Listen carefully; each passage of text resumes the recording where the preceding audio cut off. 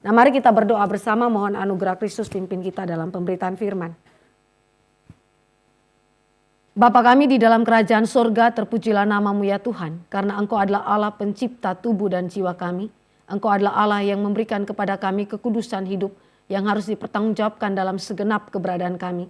Dan kami berdoa pada saat ini ketika kami kembali lagi belajar firman-Mu tentang seks dan spiritualitas Kristen. Biarlah Tuhan hadir di tengah-tengah kami, menyertai hati dan pikiran kami dan memimpin kami di dalam pengenalan kami yang sungguh-sungguh dalam terhadap firman-Mu. Dan bukan sekedar pengetahuan kognitif, tetapi biarlah ini menjadi suatu pengenalan yang sejati yang Tuhan sendiri berikan sehingga kami di dalam relasi kami satu terhadap yang lain, di antara laki-laki dan perempuan, kami sungguh-sungguh menyatakan keserupaan kami dengan Kristus di dalam kehidupan kami. Kami berdoa biarlah Tuhan yang pimpin kami sekali lagi dalam pemberitaan firman Tuhan pada hari ini. Dalam nama Yesus Kristus Tuhan kami berdoa. Amin. Mari kita membaca dua teks Alkitab dari kitab Kejadian. Teks yang sudah sangat lazim untuk kita baca bersama ya. Kejadian 1 ayat 26 sampai dengan ayat yang ke-28. Kejadian 1 ayat 26 sampai dengan ayat yang ke-28 kita baca secara bergantian. Saya ayat 26, saudara-saudari ayat 27, 28 kita baca sama-sama. Berfirmanlah Allah, baiklah kita menjadikan manusia menurut gambar dan rupa kita, supaya mereka berkuasa atas ikan-ikan di laut dan burung-burung di udara, dan atas ternak dan atas seluruh bumi dan atas segala binatang melata yang merayap di bumi.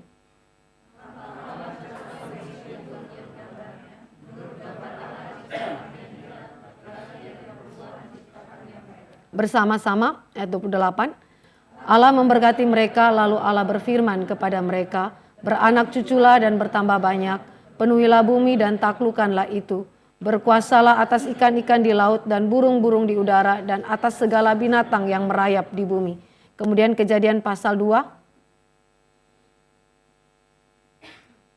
Kita baca ayat yang ke-18 sampai dengan ayat yang ke-25 secara bergantian. Kejadian 2 ayat 18 sampai dengan ayat yang ke-25 saya baca lebih dahulu. Tuhan Allah berfirman, tidak baik kalau manusia itu seorang diri saja. Aku akan menjadikan penolong baginya yang sepadan dengan dia.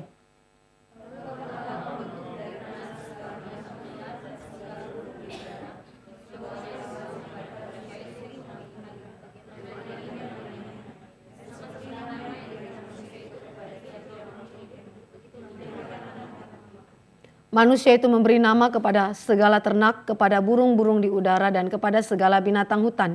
Tetapi baginya sendiri ia tidak menjumpai penolong yang sepadan dengan dia.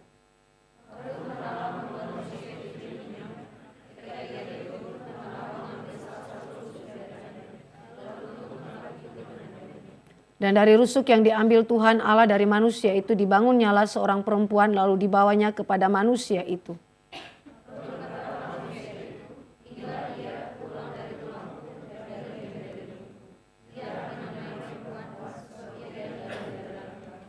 Sebab itu seorang laki-laki akan meninggalkan ayahnya dan ibunya dan bersatu dengan istrinya sehingga keduanya menjadi satu daging. Bersama-sama mereka keduanya telanjang, manusia dan istrinya itu, tetapi mereka tidak merasa malu.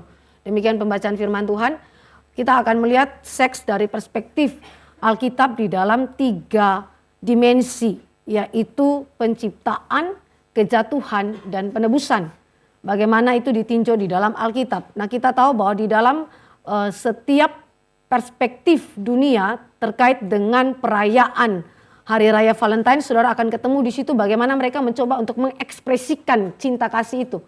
Ada yang mengekspresikannya dengan memberikan kartu ucapan, ada yang memberikan dengan kue dan seterusnya. Tetapi yang paling ekstrim adalah dengan mengekspresikan hubungan seksualitas yang tidak sesuai. Bahkan ada pesta-pesta yang kemudian semacam pesta seks yang diidentikan dengan apa yang disebut dengan cinta kasih.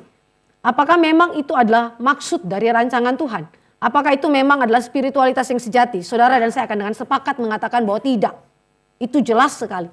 Namun bagaimana Alkitab sekali lagi memaparkan kepada kita. Tentu saudara sudah mungkin mengerti hal ini. Berulang-ulang mungkin sudah baca Alkitab. Tapi saya akan kembali lagi mengingatkan untuk kembali membawa saudara dan saya hidup di dalam kekudusan, dalam seksualitas kita di hadapan Tuhan.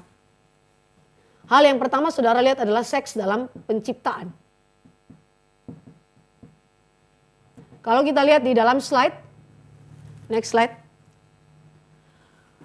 Ada beragam aspek yang saya catat di situ berkaitan dengan seks dalam pernikahan.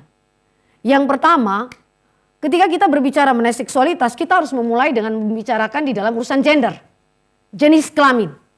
Bahwa di dalam Alkitab jenis kelaminnya hanya dua, yaitu satu laki-laki dan satu yang lain adalah perempuan. Dan hari ini ada beragam macam definisi terhadap gender atau jenis kelamin, itu lepas daripada itu semua. Tetapi yang saya mau tekankan di sini adalah keindahan daripada gender itu sendiri. Ada satu tulisan yang diterbitkan di dalam salah satu buku tentang wanita, berbicara mengenai keindahan gender, keindahan daripada jenis kelamin.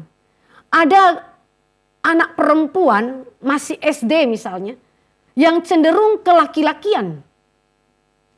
Kenapa? Karena mereka semacam tidak mengerti kenapa mereka itu seorang wanita. Kayaknya tidak begitu bangga menjadi seorang wanita begitu. Jadi kalau lihat teman-temannya itu banyak pakai celana panjang dan seterusnya, mereka juga pengen jadi kayak begitu, anak laki-laki. Bajunya, apanya semua ya, celana panjang persis kayak begitu. Ada satu anak daripada seorang yang yang memiliki jabatan cukup penting di dalam gereja kita.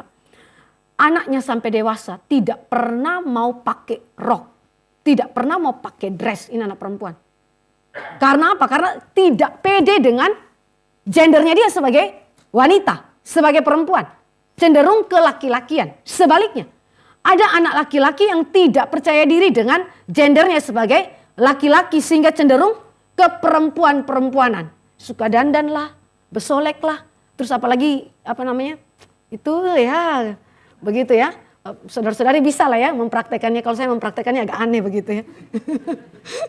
Jadi bisa bayangkan ya yang kayak begitu ya. Kenapa? Kenapa saudara? Karena ini masalah identitas diri kan ya. Masalah identitas diri. Gender itu pemberian Tuhan. Maka saudara dan saya memperhatikan di dalam Kejadian 1 ayat 26 sampai dengan ayat yang ke-27.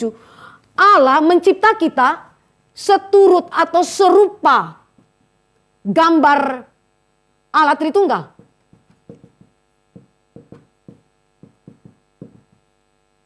Dan di situ dijelaskan mengenai laki-laki dan perempuan. Ini begitu indah karena berkaitan dengan rancangan Tuhan untuk multiplikasi daripada seluruh penduduk dunia tentunya.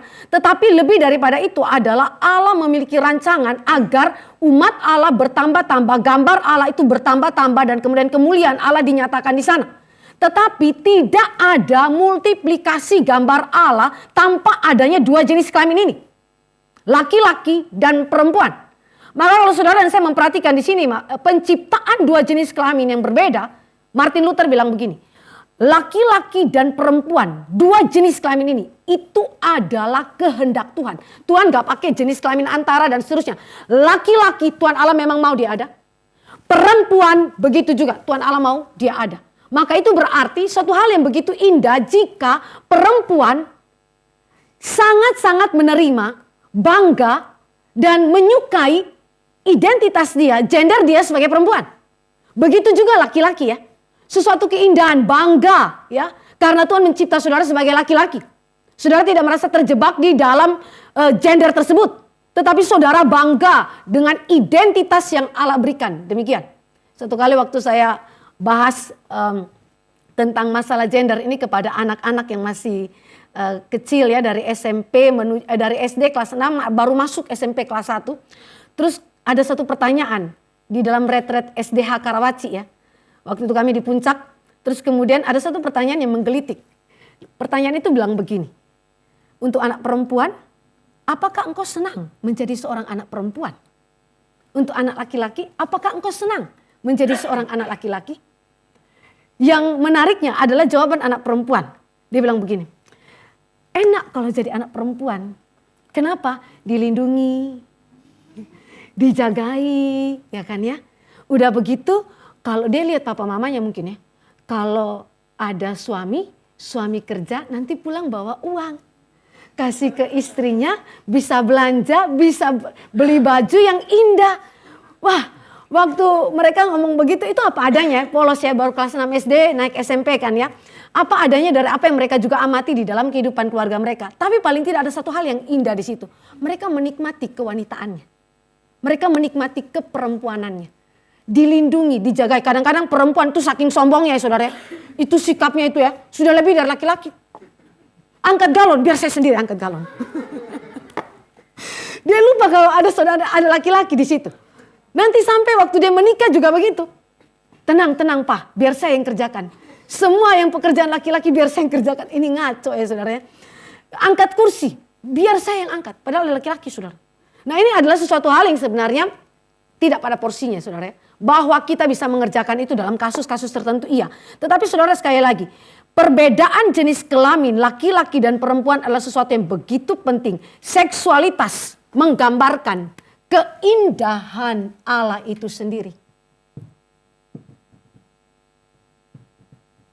Tritunggal. Keindahan, estetik. Anak saya saudara, sekarang maunya pakai celana panjang terus. Kalau saya kasih dress berkelahi kami. Dan suami saya itu kan begitu sayang anak perempuan. Jadi biasanya dia bilang, gak apa-apa. Ikut saja anak perempuannya. Tapi kan saya pikir ini kan anak perempuan. Masa tiap kali pergi pakai celana panjang terus ke sekolah. Minggu mau pakai celana panjang kemana pakai celana panjang. Susah ya kayak begitu ya. Lalu saya bilang begini. Nak, kamu itu indah. Karena Allah cipta kamu indah. Memakai pakaian yang berbeda daripada laki-laki. Itu bukan sesuatu hal yang jelek. Tapi itu menunjukkan identitasmu yang indah itu. Maka kalau saudara tidak melihat keindahan estetik. Daripada adanya gender laki-laki dan perempuan. Sekali lagi saudara akan mulai mempertanyakan identitasmu mulai daripada urusan laki-laki dan perempuan. Maka seksualitas harus mulai dengan ini. Menikmati keindahan Tuhan yang Allah berikan kepada saudara dengan gender saudara masing-masing. Suatu hal yang begitu indah karena nanti di dalamnya ada peran yang Allah berikan di dalamnya. Dan disitulah keindahan sekali lagi. Keindahan Tritunggal terekspresi di dalam hidup kita. Jelas ya saudara? Kemudian di dalam penciptaan. Hal yang kita juga perlu belajar terkait dengan seksualitas adalah konsep satu daging dan telanjang. Tadi kita sudah baca ya. Konsep satu daging dan telanjang. Frase satu daging sebenarnya itu adalah sama dengan telanjang saudara ya. Yang menunjuk kepada beberapa aspek.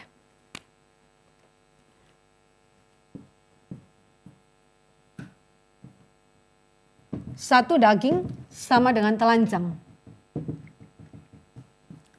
Saudara dan saya sudah pernah mengikuti seminar atau hal-hal yang lain. Mungkin saudara sudah tahu ini. Intimasi yang bersifat eksklusif ya.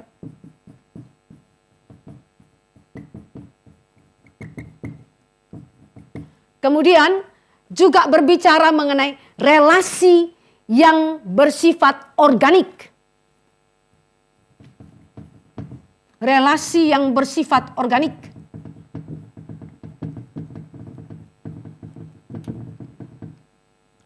Kemudian mutuality dan harmoni.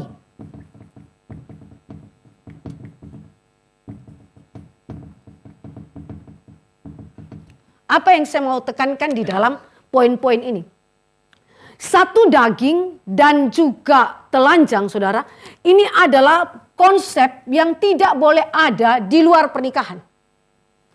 Keindahan Tritunggal dengan memberikan jenis kelamin yang berbeda, laki-laki dan perempuan, yang kemudian disatukan di dalam pernikahan kudus pertama di Taman Eden itu saudara. Allah bawa perempuan itu dan perempuan itu dicipta dari satu tulang rusuknya Adam, itu kita clear di situ. Namun ini hanya terjadi di dalam pernikahan. Sehingga pernikahan menjadi batasan sekaligus pemaknaan keindahan relasi yang Allah berikan di antara perbedaan jenis kelamin itu. Keindahan relasi di antara perbedaan jenis kelamin yang terekspresi di dalam pernikahan satu daging telanjang. Secara implikasi itu berarti saudara nggak bisa mempraktekkan satu daging atau telanjang dalam konteks di luar pernikahan. Pemaknaan terhadap satu daging dan telanjang itu hanya boleh ada di dalam pernikahan. Lembaga pernikahan saja. Mungkin ditunjukkan kepada layarnya diganti ke papan tulis supaya bisa dibaca jelas. Satu daging saudara itu intimasi. Intimasi saudara ini adalah sesuatu yang Martin Luther itu pakai satu kalimat begini. Dia menggambarkan intimasi ya. Di seluruh dunia ini tidak pernah ada keintiman yang bisa direfleksikan oleh ciptaan selain daripada intimasi laki-laki dan perempuan, satu laki-laki dan satu perempuan di dalam pernikahan. Tidak ada intimasi yang lain yang bisa merefleksikan keindahan Tritunggal itu saudara di antara seluruh ciptaan yang lain kecuali pernikahan antara satu laki-laki dan satu perempuan. Maka keintiman ini saudara hanya bisa dinikmati dalam pernikahan dan saat saudara menikmatinya, jika saudara ada yang di dalam pernikahan atau akan menikah nanti. Saat saudara menikmatinya, saudara bukan hanya sekedar menikmati tubuh suami dan tubuh istri. Tetapi saudara menikmati apa? Keindahan Tritunggal. Keindahan Tritunggal. Saudara sedang menikmati relasi itu. Yang intim itu saudara. Kalau saudara hanya menikmati tubuh istri dan tubuh suami saja. Saya kira akan ada satu titik di mana saudara akan jenuh. Dan saudara akan mencari yang lain. Apalagi kalau terjadi apa yang disebut dengan konflik relasi suami istri. Yang nanti akan masuk pernikahan ataupun sudah di pernikahan. Saya tidak tahu apakah saudara sudah pernah mengalami konflik. Atau sedang konflik saat ini. Kita nggak tahu ya. Tetapi saudara ingat baik-baik. Kalau hanya menikmati tubuh saja. Suami dan istri. Saudara akan kolaps. Karena satu waktu saudara akan kondisinya. Kalau misalnya saudara ada dalam kondisi konflik ya. Saudara akan rasa kayak mau sentuh istri atau sentuh suami aja tidak suka. Begitu ya. Maka sekali lagi. Di dalam intimasi saudara, seksualitas laki-laki dan perempuan ini kemudian terekspresi di sana. Tetapi intimasi tidak boleh dilepaskan daripada keindahan Allah itu sendiri. Waktu saudara menikmati tubuh istri atau tubuh suami, yang saudara lihat adalah hasil karya cipta Tuhan. Yang saudara nikmati adalah pekerjaan Allah yang begitu indah bagi saudara. Ya. Maka saudara akan selalu bersyukur ketika saudara menikmati tubuh istri ataupun tubuh suami. Saudara akan senang sekali, bersuka cita sekali. Karena apa? Disitulah apa yang disebutkan kepuasan seksualitas ditemukan. Ya. Kepuasan seksualitas. Intimasi berbicara mengenai kepuasan seksualitas. Laki-laki perempuan berbeda, berbicara mengenai seks. Maka di manakah letak pemuasan seks yang sebenarnya itu hanya ada di dalam pernikahan. Ya. Eksklusif itu berarti tidak boleh ada will atau pill yang lain jika ini ada dalam hubungan pernikahan. Ya. Dalam hubungan pernikahan nanti kalau saudara implikasinya pacaran ya. Boleh enggak ya? Orang yang berpacaran gonta-ganti pacar. Boleh enggak? Kan belum menikah kan ya. Eksklusif itu kan urusannya pernikahan kan ya. Kalau pacaran boleh nggak gonta-ganti? Ya? Yang jawab boleh angkat tangan. Yang jawab tidak boleh angkat tangan. Rata-rata yang tidak boleh nih wanita ya. Saya curiga ini. Jangan-jangan yang laki-laki ini berpikir, kalau gitu gonta-ganti nggak ada masalah. Bagi saya, di dalam pacaran, saudara ada waktu untuk berganti pasangan. Tetapi dengan konteks tertentu. Dengan kondisi tertentu. Tapi nggak boleh sembarangan gonta-ganti pasangan, pacar. Kalau saudara adalah seorang Kristen sejati. Dan saudara punya pacar juga adalah saudara lihat Kristen. Tapi dalam perjalanan ternyata saudara ketemu karakter tidak cocok. Ini sudah sama-sama iman ini ya. Satu iman ya. Tapi misalnya ada karakter yang tidak cocok yang kalian berusaha untuk usahakan supaya berjuang ini bisa bisa ditolong lah karakter salah satu pasangannya. Tapi ternyata nggak bisa. Terus akhirnya saudara putuskan, enggak, kita stop di sini, kita doa dulu, terus kita boleh cari pasangan yang lain. Jika Tuhan mau berkehendak kita bersama lagi ya kita bersama lagi. Kalau tidak ya sudah. Kalau kita bersama lagi misalnya benahi karakter masing-masing misalnya begitu. Boleh tidak begitu? Boleh ya? Boleh ya, sampai sejauh itu boleh ya saudara. Itu dalam konteks pacaran, tapi tidak dengan konteks pernikahan. 1 kali menikah seumur hidup saudara, menikah. Maka eksklusivitas adalah sesuatu yang begitu penting karena kepuasan seksual hanya bisa didapatkan di dalam eksklusivitas, intimasi di dalam hubungan suami dan istri. Dan di sini relasi bersifat organik. Organik. Saya kira orang yang ada di dalam bidang kedokteran bisa menjelaskan urusan organik. Di luar pernikahan, kalau saudara berani melakukan intimasi, kepuasan seksualitas di luar pernikahan, saudara sedang merusak apa yang bersifat organik. Ketika saudara berhubungan seksualitas, kita bicara saja secara kedokteran, secara medis. Ya, saya bukan ahli medis, tapi paling tidak sedikit saja. Di dalam hubungan seksualitas, itu secara fisik ya, kita vulgar aja nggak apa-apa kan ya. Saudara sudah cukup dewasa. Ya, ada namanya darah juga ada di sana, ya. Kemudian ada misalnya mani dan seterusnya ada di sana, ya. Kalau saudara sudah orgasme dan seterusnya, ini Pak Matius ada ya, bukan, saudara jangan salah kaprah dulu. Saya bilang Pak Matius sebagai bagian dari medis ya Pak Matius ya. Ya, paling tidak sampai di sini yang dokter atau yang ya kalau Ibu Melin kan dokter gigi kan ya. Ada yang dokter khusus di bidang ini silakan. Tapi saudara perhatikan baik-baik.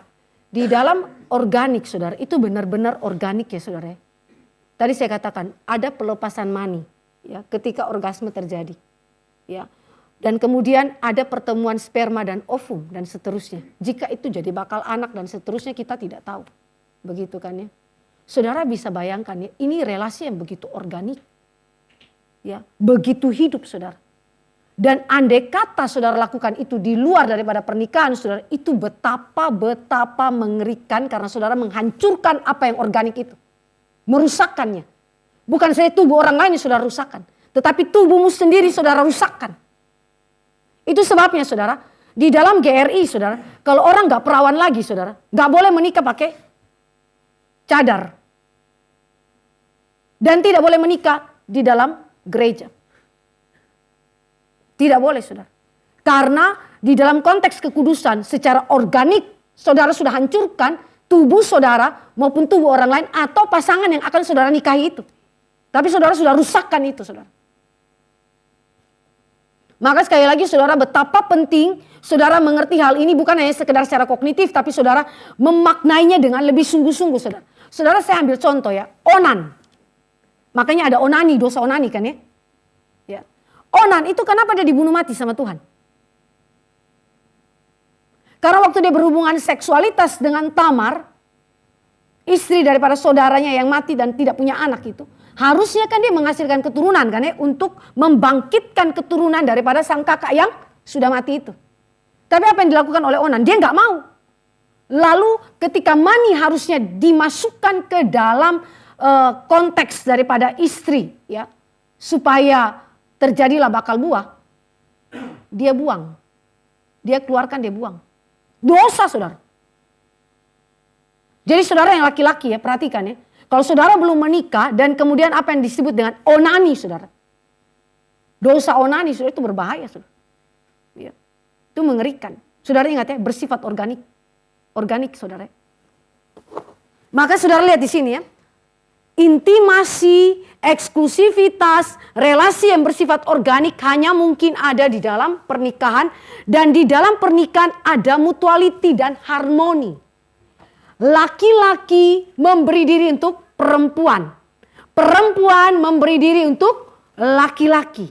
Laki-laki menikmati apa yang ada pada perempuan. Sebaliknya perempuan menikmati apa yang ada pada laki-laki sang suami dan istrinya.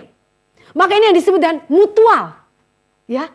saling memberi satu dengan yang lain.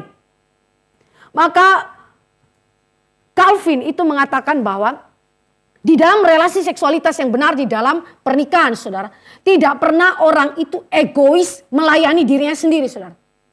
Salah satu pelayanan yang dilakukan untuk melayani dirinya sendiri itu apa? Walaupun dia sedang berelasi seksualitas dengan pasangan suami atau istrinya. Apa yang bersifat egois dan dosa jadinya?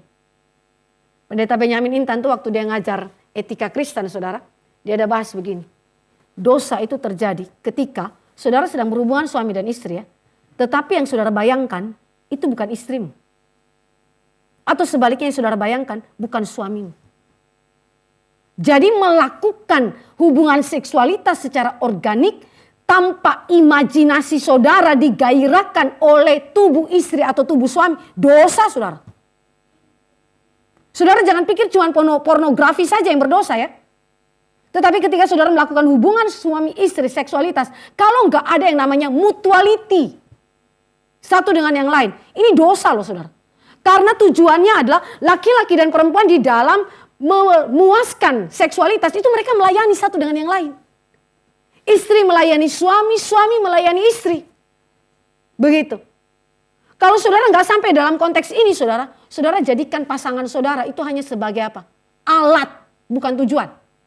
Alat pemuas daripada seksualitas. Kalau nggak puas, udah lepas. Ini kan bahaya ya, saudara. Mengerikan sekali. Bu Grace bicara ini karena saudara akan dipersiapkan masuk ke dalam pernikahan.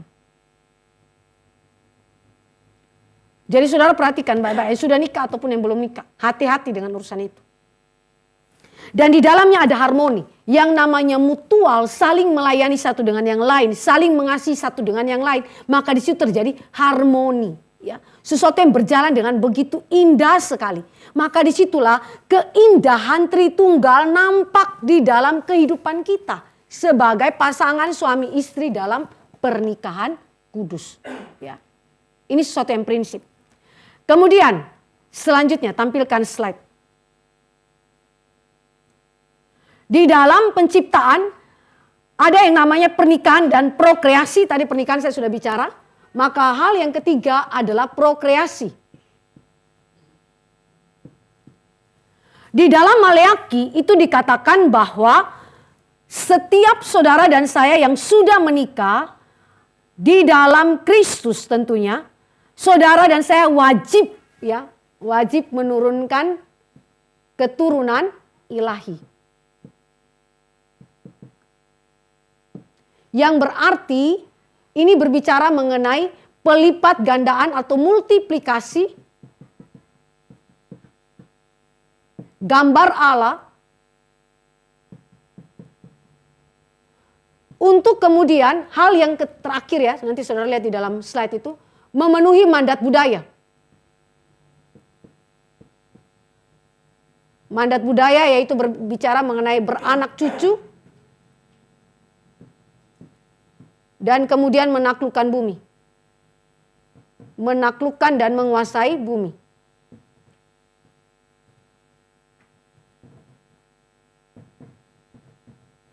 Ya. Jadi kalau saudara lihat ini, maka ini desainnya Tuhan sejak awal kan ya.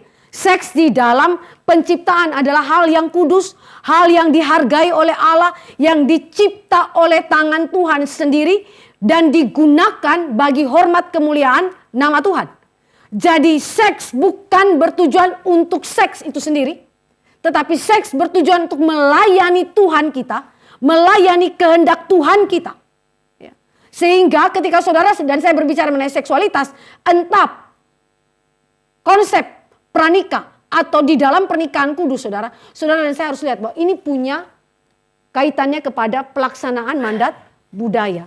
Sehingga seharusnya saudara, pernikahan sampai kepada prokreasi adalah hal yang tidak boleh diabaikan. Sehingga hari ini orang ada punya tren tidak ingin menikah. Kalaupun menikah, tidak pengen punya anak, ya, itu sesuatu yang sebenarnya bertentangan dengan creation. Karena sejak dari creation Allah sudah menetapkan gender untuk menyatakan keindahan Allah, wadah, tempat untuk saudara dan saya menikmati kepuasan seksualitas itu satu daging telanjang dalam pernikahan. Dan tujuannya adalah prokreasi supaya pelipat gandaan gambar rupa Allah sampai kepada penggenapan mandat budaya. Maka ini menjadi satu kesatuan pemikiran di dalam rancangan Allah bagi umat manusia, semua manusia. Jadi kalau di sini ada yang mau rencana menikah tapi nggak pengen punya anak, saudara harus bertobat ya. Sejak sekarang mulai merencanakan untuk mendapatkan pasangan yang seiman. Setelah dapat pasangan seiman, rancangkan pernikahannya. Segera, jangan lama-lama. Kalau sudah cocok, jangan lagi tunda-tunda makin lama. Ya. Biasanya kalau makin lama tuh makin rindu. Tapi makin lama juga bisa saja makin burn out. Kelamaan nih. Begitu kan ya. Jadi kalau sudah punya pasangan seiman, sudah berjuang selama ini, cepat menikah. Dan kalau sudah menikah, berdoa agar Allah memberkati rahim sang istri. Saudara tahu apa yang dilakukan Ishak ketika dia tahu Ribka mandul? Dia berdoa untuk istri. Kadang di dalam keluarga, kalau sudah belum ada keturunan, sudah menikah, belum ada keturunan, mertua suami bisa salahkan istri. Ini kenapa enggak punya anak? Ya. Tapi pernah enggak suami bertelut di hadapan Tuhan dan berdoa, Tuhan berkati rahim istri saya. Berkati sperma dan ovum yang kami punya. Agar melaluinya Tuhan, kami memiliki anak. Wah, ini sesuatu yang begitu indah ya saudara. Dan kalau sudah berdoa harus sungguh-sungguh percaya. Ya. Sehingga apa yang Tuhan Allah kehendaki itu saudara, bayangkan ya kalau orang Islam punya anak lebih banyak daripada orang Kristen punya anak. Gimana mandat budaya ini bisa dilaksanakan? Memang mereka bisa lakukan mandat budaya, tapi mandat budaya yang dilakukan tanpa iman, apa artinya saudara? Harusnya mandat budaya berjalan lurus dengan iman orang kan, orang yang sudah percaya begitu ya. Nah maka ini adalah hal yang saudara dan saya bisa memperhatikan ya. Di dalam konsep penciptaan ini yang menjadi rancangan Allah bagi kita. Kenikmatan seksualitas yang seharusnya dinikmati di dalam pernikahan, pemuasan di dalam seksualitas. Nah implikasinya saudara adalah frase satu daging, telanjang sampai kepada pernikahan dengan gender dan seterusnya. Hasrat seksualitas dimiliki secara intrinsik dalam diri setiap manusia. Saya ulangi. Implikasi daripada rancangan Allah ini adalah hasrat seksual secara intrinsik ya dimiliki di dalam diri manusia baik laki-laki maupun perempuan. Ya. Jadi itu berarti seperti yang Martin Luther katakan bahwa ketika seorang laki-laki, seorang perempuan saling merindukan. Saling ingin untuk dekat. Saling ingin untuk membina satu relasi cinta kasih. Misalnya mulai daripada pacaran. Itu adalah sesuatu bukti bahwa hasrat seksual sudah ada dalam diri manusia. Kalau nggak ada hasrat saudara, tidak ada ketertarikan. Laki-laki tertarik sama perempuan, perempuan tertarik sama laki-laki karena ada hasrat seks yang Allah berikan. Maka hasrat seks bukanlah nafsu. Hasrat seks adalah hal yang diberikan Allah, ditanamkan Allah bersamaan dengan penciptaan jenis kelamin laki-laki dan perempuan. Ya. Dan sekali lagi ini adalah sesuatu yang tidak boleh kita itu abaikan ya saudara ya. Kalau saudara sekarang ini punya hasrat seks, saling rindu, saling cinta, saling mengingini dalam hal ini adalah mencintai satu dengan yang lain. Saudara itu sesuatu yang sah. Bahkan anak-anak yang misalnya mulai masuk pubertas, laki-laki maupun perempuan. Itu semacam ada gejolak dalam jiwa mereka, ada hasrat dalam jiwa mereka untuk mencintai laki-laki atau sebaliknya mencintai perempuan. Ya, ini sangat lazim.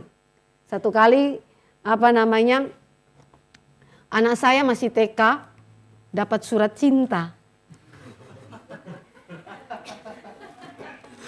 Jadi ada satu teman laki-lakinya tulis, karena TK yang di tempat kami itu sudah mulai membiasakan sebelum naik kelas 1 harus tahu huruf dan kemudian tahu bisa menulis apa yang mereka pikirkan. Jadi dia tulis di situ, Stefani, I love you.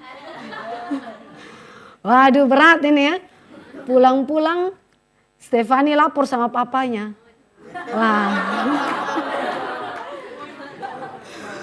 Begitu lapor sama papanya, tanduk papanya yang keluar. Biasa kan ya kalau papa tuh begitu, nggak tahu Peter sama anak Tia sama Tania gimana ya. Nah itu TK ya, masuk kelas 1 sama juga. Dapat surat cinta terakhir kelas 2. Waktu kami KKR Natal kemarin. Kan dia habis nyanyi kan ya di depan. Terus mereka masuk ke ruang kelas sekolah minggu. Ada satu anak yang kami juga nggak kenal, laki-laki 1 SD. Kelas 2 SD apa kelas 3 SD. Dia datang dekati Stefani. Stefani, aku suka sama kamu. Aduh, Stefani terkejut begitu dan dia bingung mau ngapain gitu kan. Ih, ini anak siapa begitu kan ya. Karena kan itu biasa tamu datang ya kalau kita bikin KKR Natal itu kan biasa diundang tamu. Ikut tiba-tiba dia bilang begitu sama saya. Biasalah tempat lapornya ke papanya lagi. Begitu papanya dengar, papanya bilang, anak siapa itu? Dari mana dia? Siapa orang tuanya? Aduh, itu sudah mulai pertanyaan lebih detail begitu ya. Tahu-tahu waktu kami turun dari tangga gedung baru itu pas di depan tangganya salaman kami. Lalu anak itu ada di situ bersama dan orang tuanya. Ternyata anak Pelsis.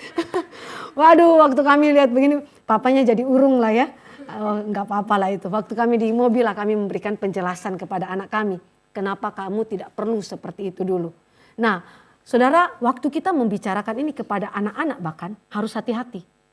Supaya jangan sampai mereka merasa bahwa hasrat seks dalam arti menyukai laki-laki atau laki-laki menyukai perempuan itu salah. Ya, kita harus hati-hati menjelaskan bahwa itu benar tetapi belum pada waktunya. Akan ada waktu untuk itu dinyatakan. Ya. Sehingga sekali lagi supaya mereka tidak salah memberikan arah orientasi daripada hasrat seks itu. Nah ini adalah sesuatu yang saudara dan saya belajar bahwa sekali lagi implikasi dari semua yang kita pelajari adalah hasrat seks adalah pemberian Tuhan dan saudara boleh nikmati. Tetapi ingat bahwa ketika saudara menikmati ada batasannya tertentu. Kedua, kita sekarang lihat di dalam aspek dosa. Seks dan dosa.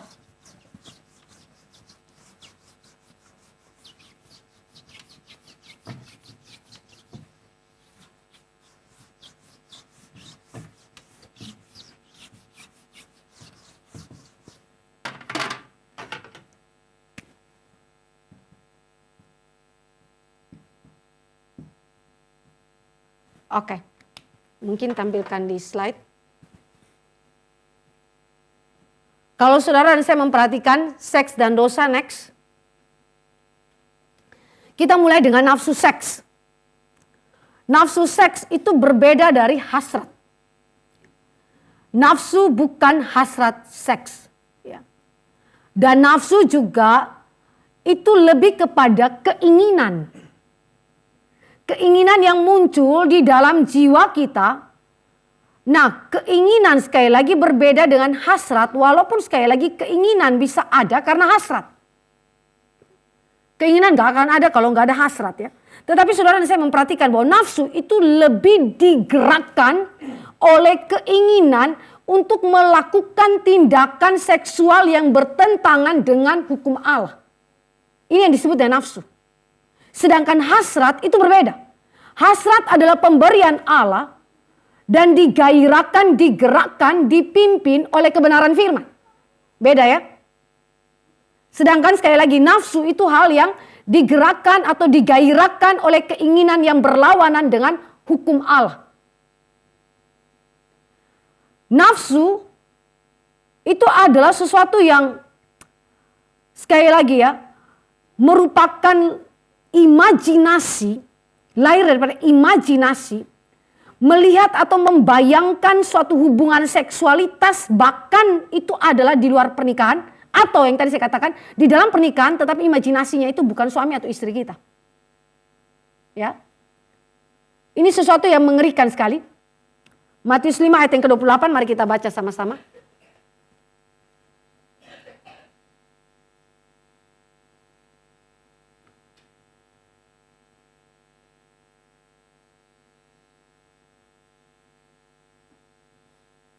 Matius 5 ayat yang ke-28 kita baca sama-sama 2 ya. Tetapi aku berkata kepadamu, setiap orang yang memandang perempuan serta menginginkannya sudah berzina dengan dia di dalam hatinya. Kata melihat atau memandang perempuan serta menginginkannya. Memandang itu kan bukan hanya sekedar melihat begini. Ketika saudara misalnya ada di dalam mall atau di dalam studi saudara ketemu laki-laki atau perempuan yang ganteng dan cantik. Saudara kalau lihat begitu senang ya? Sukacita tidak? Suka kan lihat, coba yang cewek jujur, kalau lihat cowok ganteng suka nggak sih? Suka ngeliat kan, wajahnya tuh nggak bosan begitu ya. Senang lihatnya begitu. Begitu juga sebaliknya kan ya. Senang juga lihat kalau cewek itu cantik kan ya. Nah tapi persoalannya bukan di soal saudara mengagumi kecantikan dan kegantengannya. Bagi saya mengagumi kecantikan dan kegantengan itu adalah suatu ucapan syukur kepada Tuhan karena kita memiliki rekan atau teman atau keluarga yang atau bukan orang yang kita kenal tapi mereka menjadi ciptaan yang begitu indah untuk dinikmati. Gak ada masalah untuk itu. Tetapi yang menjadi persoalan adalah ketika saudara memandang dengan nafsu. Menginginkannya itu berarti sudah terjadi proses imajinasi. Sudah terjadi proses berpikir di dalam pikiran saudara. Jadi bukan cuma melihat dan mengagumi ciptaan Tuhan. Tetapi saudara melihat dan kemudian proses berpikir lebih lanjut adalah saudara menginginkannya dalam hubungan seksualitas. Bahkan saya pernah nonton ya, saya nggak tahu ini benar atau tidak ya. Di salah satu negara ada perempuan yang menikah dengan apa tuh? Ya gambar laki-laki yang virtual begitu ya. Itu betul ya. Saya belum cek apakah itu betul atau tidak ya. Tapi kalau andai kata itu betul saudara, itu mengerikan. Ya. Jadi dia menikah dengan siapa sebenarnya? Ya, waktu ini saya nonton dia punya apa ya. Jadi dia bawa begini kan ya. Ada gambar kayak karikatur begitu kan. Laki-laki yang ganteng itu yang disukainya itu secara virtual itu. Lalu dia pakai pakaian pengantin dengan membawa buket bunga begitu. Maju ke depan kan ya. Untuk melakukan prosesi pemberkatan tersebut. Lalu dia begitu sukacita cium dengan laki-laki yang secara virtual ada di HP-nya. Menurut saudara dia nikah dengan siapa? Ya? Nikah dengan diri sendiri. Itu betul. Jadi yang ada di dalam pikirannya dia itu adalah imajinasi yang diproyeksikan kepada gambar bersangkutan. AI ini kan jago saudara. Buat gambar-gambar yang ganteng, cantik dan seterusnya begitu ya. Bahkan kita bisa manipulasi profil kita kan. Dengan urusan AI ini saudara. Tapi saudara bisa bayangkan ya. Saking saudara lihat ya.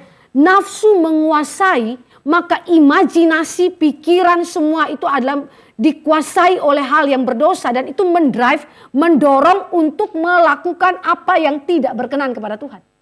Begitu. Itu mengerikan. Ya. Bahkan sampai saya katakan bahwa orgasme bisa terjadi dengan saudara punya imajinasi. Ada pasangan atau tidak ada pasangan.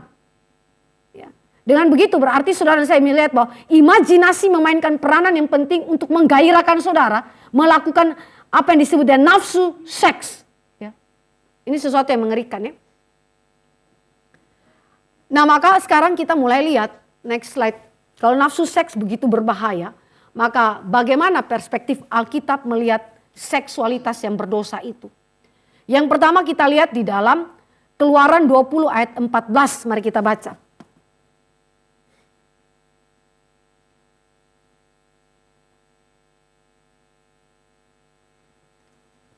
1, 2, 2, ya. Jangan berzina. Ya. Saudara perhatikan kata berzina di situ dalam bahasa Ibrani-nya ada di situ ya.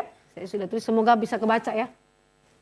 Kata berzina itu di dalam bahasa Ibrani itu mengacu kepada komitmen untuk melakukan perzinahan bukan saja secara fisik sebenarnya tetapi juga secara rohani. Kalau kita memperhatikan di dalam Dekalog atau 10 hukum Allah, kita melihat hukum 1 sampai hukum yang ketiga Ini adalah relasi dengan Allah.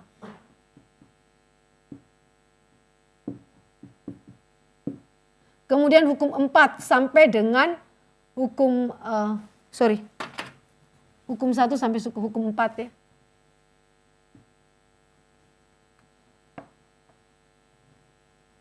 Hukum 5 sampai hukum 10.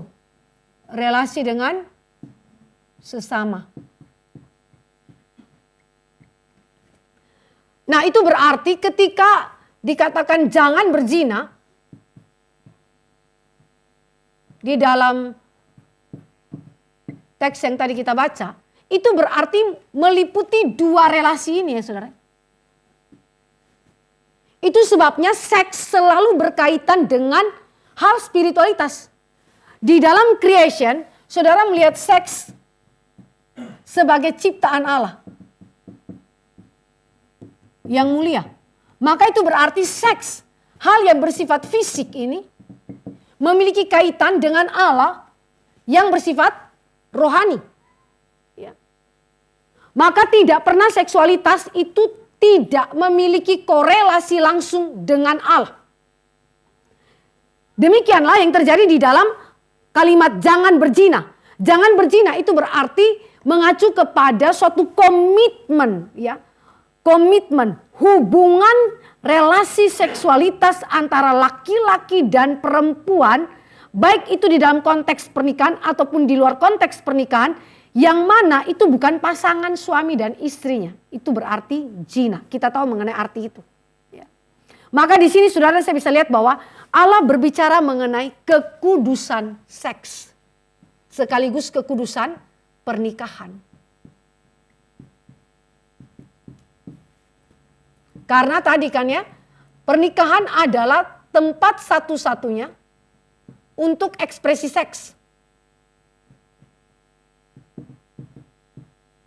Ya. Ini ya, kekudusan seks dan kekudusan pernikahan. Ya. Dua hal yang tidak boleh tidak ada dalam kehidupan kita sebagai manusia yang khususnya sudah ditebus oleh Kristus. Ya. Kekudusan adalah hal yang begitu penting. Dan kalau kita berbicara mengenai kekudusan, sekali lagi ini mengacu kepada dua relasi ini. Relasi Allah dan relasi dengan manusia. Ketika Allah juga berbicara mengenai jangan berzina, saudara, itu berarti Allah juga mempertahankan hak atas pasangan. Eksklusivitas tadi ya. Jadi kalau bayangkan ya suami atau istri ya, walaupun mungkin belum tidur dengan pasangan yang bukan pasangannya yang sah, ya, tapi mulai mengimajinasikannya, mulai membayangkannya dan seterusnya saudara, maka itu saat yang sama eksklusivitas, cinta kasih, relasi itu otomatis hancur. Maka untuk mempertahankan pasangan kita di dalam relasi yang eksklusif harus ada hukum jangan berzina. Ya. Jadi jangan berzina memelihara kekudusan seks, memelihara kekudusan pernikahan dan mempertahankan pasangan.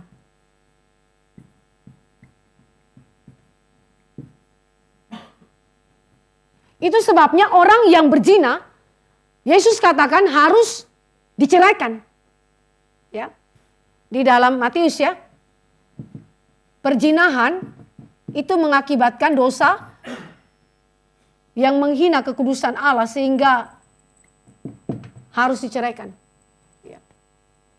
Nah kata saya pakai istilah harus diceraikan itu dalam arti bahwa saudara bukan berarti tidak punya ruang untuk mengampuni orang yang berdosa saudara ya. Suami atau istri yang berzina dan kalau dia bertobat saudara, ada ruang untuk pengampunan dosa, ada ruang untuk menerima dia kembali dan pemulihan terjadi. Ya. Contoh ada keluarga yang sempat itu bercerai karena ada masalah tertentu dan kemudian masing-masing suami dan istri yang sudah bercerai ini punya pasangannya setelah bercerai ya. Laki punya pasangannya sendiri, yang perempuan punya pasangannya sendiri. Tapi kemudian mereka bergerejanya di GRII. Nah, waktu mereka bergereja di GRII, mereka dengar firman. Mereka dengar firman, mereka berapa kali terus ikut di dalam GRII, mereka terus diperbaharui oleh firman. Lalu mereka datang kepada hamba Tuhan di cabang bersangkutan, mereka bilang begini, kami sudah bertobat. Dan kami mau rujuk kembali. Kami putuskan pasangan-pasangan kami itu dan kami mau merujuk kembali menjadi suami istri sebagaimana sebelumnya. Lalu gembala sidangnya konseling mereka sekian kali dan betul mereka benar-benar bertobat. Akhirnya mereka diberkati ulang. Rujuk kembali saudara. Jadi itu berarti bahwa ada ruang untuk misalnya saudara dalam pernikahan ada masalah dan kemudian terjadi perzinahan, bisa saja sampai di titik cerai, tapi kemudian di dalam perjalanan ada pertobatan dan rujuk kembali, itu bisa sekali. Sangat mungkin, asalkan pasangan salah satunya jangan menikah dulu. Ya. Jadi kalau saudara dan saya memperhatikan hal ini, maka eksklusivitas daripada pernikahan itu dipertahankan ya. Pasangan juga dipertahankan dengan kalimat jangan berzina, bahkan perceraian itu bukan suatu kita pakai istilah itu Allah izinkan begitu terjadi sebagai akibat dosa, maka dosa harus dihukum, begitu ya. Itu adalah suatu bentuk untuk memelihara kekudusan. Ketiga, ya saudara lihat di dalam Keluaran 20 ayat 17, mari kita baca. Keluaran 20 ayat 17.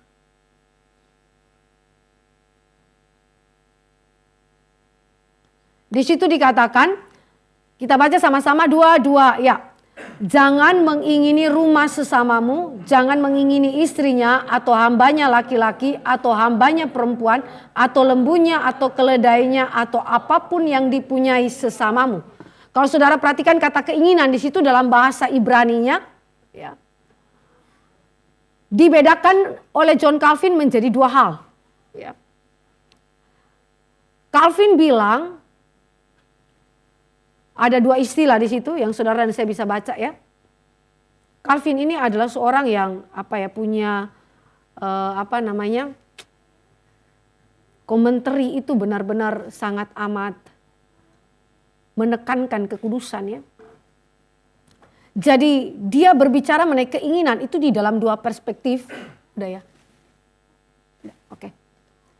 Yang pertama itu niat, intensional, niat. Ya, keinginan, niat. Dan yang kedua itu adalah di dalam ketamakan. Ya. Jadi kata kamat atau kafat itu saudara dalam bahasa keinginan itu mengacu kepada niat. Niat berarti persetujuan yang disengaja dari kehendak. Di mana manusia itu dikuasai hatinya oleh nafsu. Persetujuan yang disengaja dari kehendak manusia yang hatinya tuh dikuasai oleh nafsu.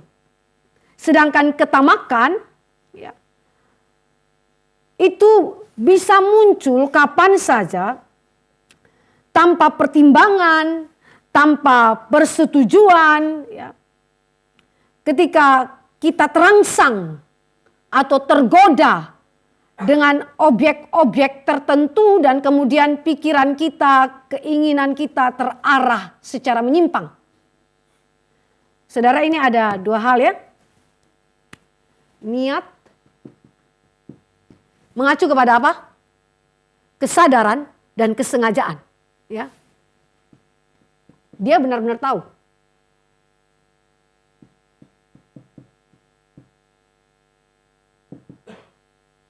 Benar-benar dia menginginkan itu ya.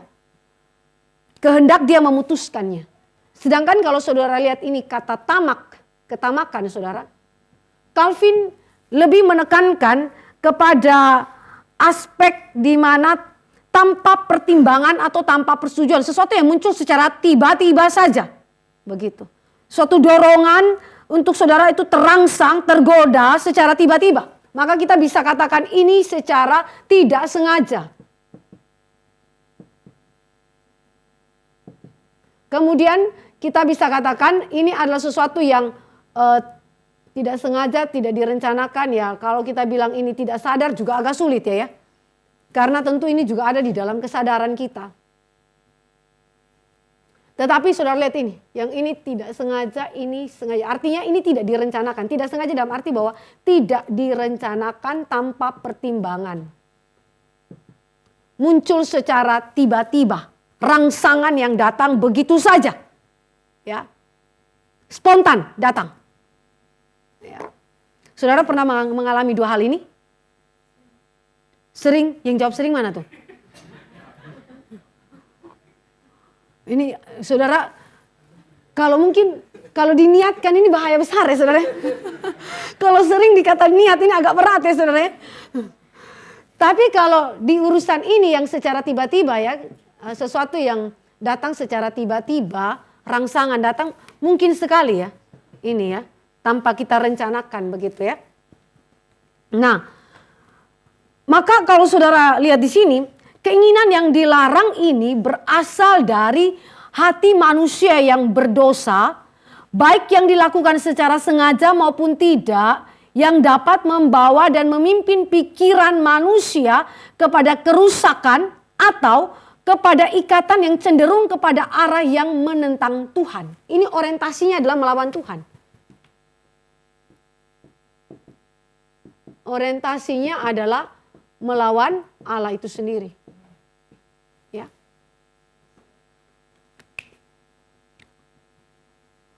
Nah, maka kalau saudara ada di dalam konteks yang sedemikian, John Calvin mengatakan bahwa itu dosa. Sengaja ataupun tidak sengaja itu dosa. Saya ambil contoh anak saya kemarin. Dia jatuhkan tumbler. Itu gara-gara dia bawa tumblernya itu diletakin di samping dari tas dan kotak makannya dia. Nah, dia kalau jalan itu kan agak rada berantakan kan ya. Itu zut semuanya dia kayak orang yang nggak pakai mikir gitu. Jadi kami bilang coba bawa kotak makanmu diletakin di tempat yang tepat. Tasnya juga diletakin tempat yang tepat setelah pulang sekolah. Dia ambil, dia seret aja dari atas meja. Dia seret juga tumbler-tumblernya jatuh semua gitu kan ya. Dia nggak hitung baik-baik. Lalu dia jawab saya begini waktu saya tegur dia. Kenapa kamu begitu dan seterusnya. Dia bilang gini, kan Stefani tidak sengaja. Jadi kalau tidak sengaja berarti tidak bersalah. Tidak boleh dimarahin. Waduh, saya pusing begitu kan ya. Mau emosi tapi argumen dia juga logis kan ya. Kan Stefani nggak sengaja mah. Terus saya bilang begini, Kak, di dalam Alkitab itu Kak, sengaja atau tidak sengaja itu dosa Kak. Jadi kakak harus minta maaf sama mama. Begitu. Dia ngulang lagi, itu kan nggak sengaja mah. Aduh, benar-benar stres ya saudara. Untuk menanamkan bahwa sengaja atau tidak sengaja, kesalahan itu tetap salah saudara. Bahwa nanti jenis hukumannya berbeda itu lain hal ya. Tapi kan ini kan ada perbedaannya di titik itu ya saudara. Nah saudara perhatikan ya, kalau urusan yang kesalahan yang sengaja atau tidak sengaja ini adalah dia punya bobotnya di hadapan Tuhan itu adalah dosa saudara. Saudara nggak bisa main-main di dalam urusan ini. Ya. Seksualitas itu begitu serius. Kalau saudara salah di dalam hal niat, di dalam hal yang terjadi secara dorongan, secara tiba-tiba saudara. Dan kemudian saudara menyikapinya untuk mengikutinya dengan nafsu. Ini berbahaya besar. Next. Slide-nya mungkin. Keinginan spontan.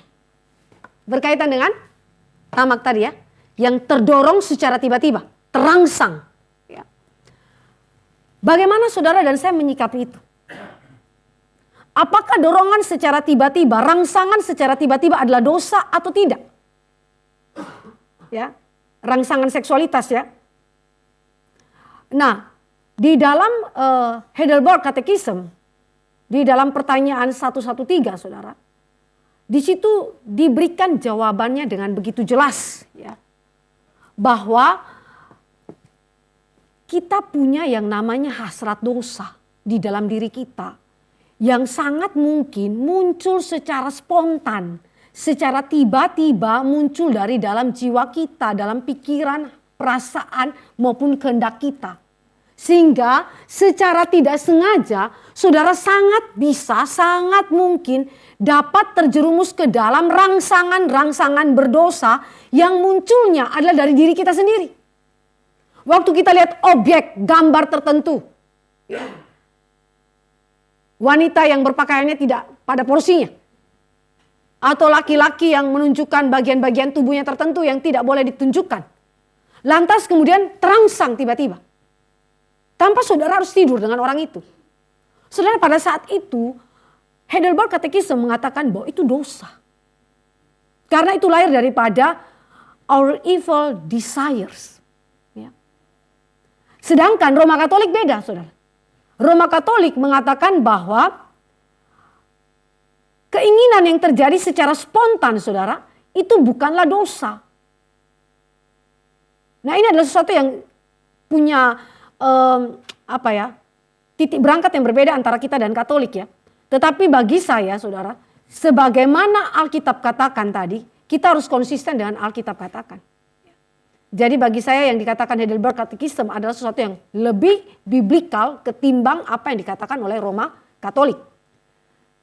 Jadi kesimpulan kita, keinginan yang dilarang oleh Allah dalam hukum ke-10 itu memiliki makna yang menyentuh seluruh pikiran berdosa yang lahir dari hati yang berdosa. Dan manusia berdosa bertanggung jawab atas dosa yang disadari dan disengaja, juga dosa yang tidak disadari dan tidak disengaja. Ya. Dan ini menyatakan standar kesucian Allah yang berkaitan erat dengan seksualitas, dan disitulah titik spiritualitas kita yang membedakan kita dengan manusia lainnya di luar Kristus.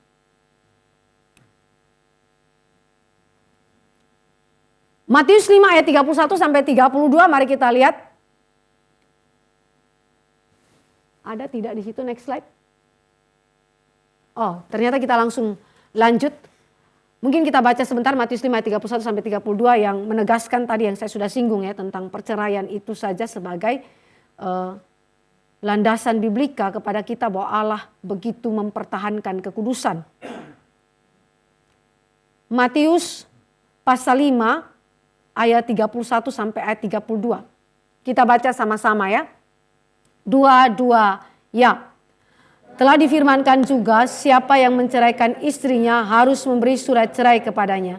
Tetapi aku berkata kepadamu, setiap orang yang menceraikan istrinya kecuali karena zina, ia menjadikan istrinya berzina. Dan siapa yang kawin dengan perempuan yang diceraikan, ia berbuat zina. Jelas ya saudara ya? Kalau orang-orang Yahudi itu kalau istri masak sayur kurang garam dikit ya, nggak pas, ceraikan. Wah, ini berat ya. Agak berat, berarti mereka menceraikan bukan karena dasar zina. Kalau bukan karena dasar zina itu berarti menjadikan istri sebagai pezina. Lalu orang yang kawin sama istri yang pezina dia juga berzina. Jadi dosanya itu apa? Multiplikasi. Begitu. Mengerikan ya. Maka Allah kasih batasan dan Allah menjaga kekudusan hidup luar biasa. Ya. Maka di sini bagaimanakah seks dan penebusan Kristus ya? Mari kita lihat bagian yang terakhir, ya, ketiga. Next slide. Slide berikutnya. Ya. Kalau saudara dan saya memperhatikan di situ, Kristus datang untuk menebus apa yang telah jatuh dalam dosa. Ya.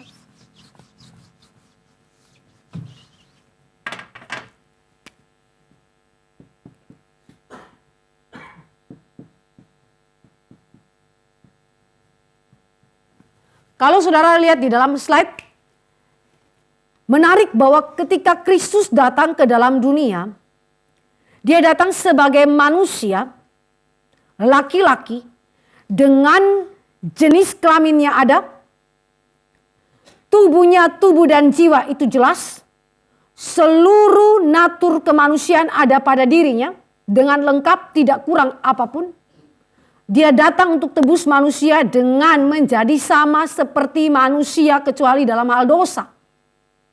Dan ketika saudara melihat Kristus di atas kayu salib, tubuhnya itu dihancurkan menggantikan tubuh kita yang telah dihancurkan oleh dosa. Tubuh kita dihancurkan oleh dosa, bukan saja oleh dosa seksualitas, tapi beragam macam dosa, baik yang disadari, disengaja maupun yang tidak disengaja. Kristus itu kerjakan itu semua. Tetapi kemudian kebangkitan Yesus itu memberikan kemuliaan kepada tubuh. Tubuh yang hancur dipulihkan kembali. Jenis kelamin tidak dihancurkan. Justru di dalam kebertubuhan Yesus, keindahan Allah itu dinyatakan. Kemuliaan Allah itu dinyatakan. Kematian atas dosa dan bangkit untuk hidup yang baru di dalam kuasa Allah. Berjalan di dalam terang firman. Ini adalah sesuatu yang penting sekali. Mati bagi dosa, hidup bagi Allah.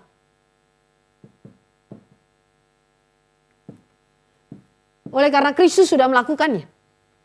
Sehingga dengan konteks ini saudara, jika Kristus yang adalah anak Allah jadi manusia, tubuhnya rela dihancurkan untuk ganti kita dan dia dibangkitkan supaya kita juga boleh dibangkitkan dan memperoleh kemuliaan. Masakan saudara dan saya boleh mempermainkan tubuh kita? Itu tidak boleh sama sekali.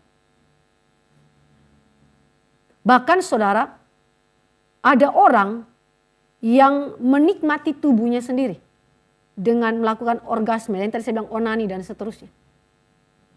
Lalu kemudian juga urusan sesama jenis ya, mencintai dan menyukai sesama jenis dan seterusnya. Itu saudara menghina kebertubuhan yang Allah Tritunggal berikan, bahkan yang sudah ditebus oleh Kristus.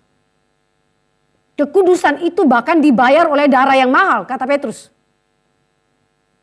Sehingga seharusnya ketika saudara dan saya mengenal Kristus, dengan mengerti akan tubuh Kristus yang dikoyakkan, dihancurkan itu, maka saudara dan saya tidak berani merusakkan tubuh kita sendiri.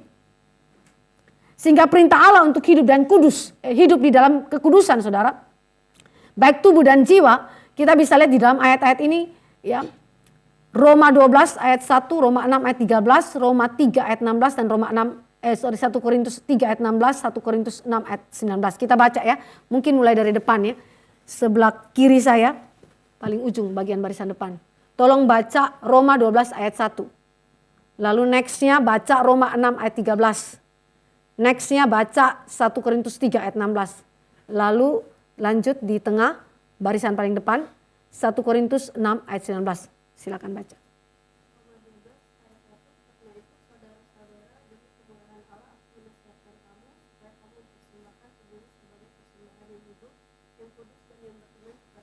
Ya. Next.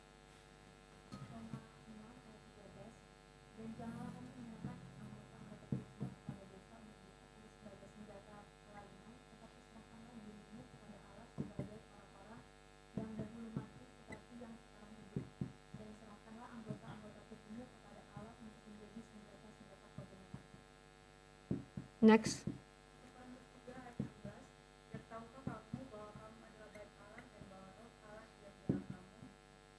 Ya, next.